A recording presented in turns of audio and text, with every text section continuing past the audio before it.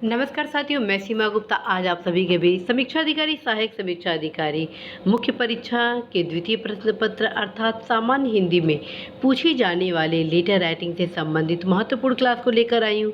और आज के इस क्लास में आप सभी को प्रतिवेदन के संबंध में महत्वपूर्ण जानकारी को उपलब्ध कराया जाना है। साथियों, आपकी परीक्षा में प्रतिवेदन से संबंधित क्वेश्चन भी पूछा जाता है और एक प्रारूप लिखने को अर्थात बनाने को भी दिया जाता है। तो साथियों, यदि प्रतिवेदन से संबंधित कोई क्वेश्चन आए तो उसका क्या प्रारूप हो उसके बारे में जानते हैं। यहाँ पर आप स्पष्ट रूप से देख रहे हैं, सबसे पहले प्रतिवेदन आप लिखते हैं हेडिंग में और उसको अंडरलाइन करते हैं। उसके बाद जो भी रिपोर्ट वगैरह होता है उसका आप प्रतिवेदन लिखते हैं। प्रतिवेदन होता क्या है, जैसे मान लीजिए कोई भी आपको मिशन में संलग्न किया जाता है, किसी भी सर्वे में लगाया जाता है, ठीक है, उसका संक्षिप्त जो आप विवरण देते हैं, उसका जो सार होता है उसी को प्रतिवेदन कहा जाता है। और प्रतिवेदन के नीचे सिग्नेचर और डेट भी मेंशन किया जाता है। यहाँ पर आप देख रहे हैं मेरे द्वारा कुछ उदाहरण दिया गया है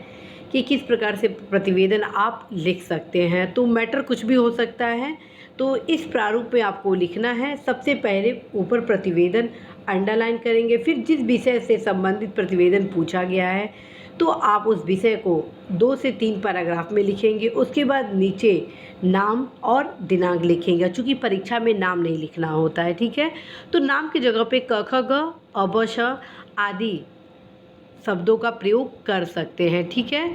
और साथियों, ये भी अवगत कराना है कि यदि किसी भी विषय पर प्रतिवेदन लिखे जाने को नहीं दिया जाता है, बस ये कहा जाता है कि आप एक प्रतिवेदन को लिखें या बनाएं, तो इस क्रम में आप इस प्रतिवेदन को उतार सकते हैं या कोई भी संक्षिप्त विषय को जो सबसे आपको ईजी लगे उसको आप अवश्य उतार सकते हैं। तो साथियों, इसी आशा संदेश के साथ कि आप सभी अवश्य अपने लक्ष्य में सफल होंगे, मैं सीमा गुप्ता आप सभी के बीच लेटर राइटिंग से संबंधित जो भी महत्वपूर्ण क्लासेस हैं वो अवश्य लाऊंगी।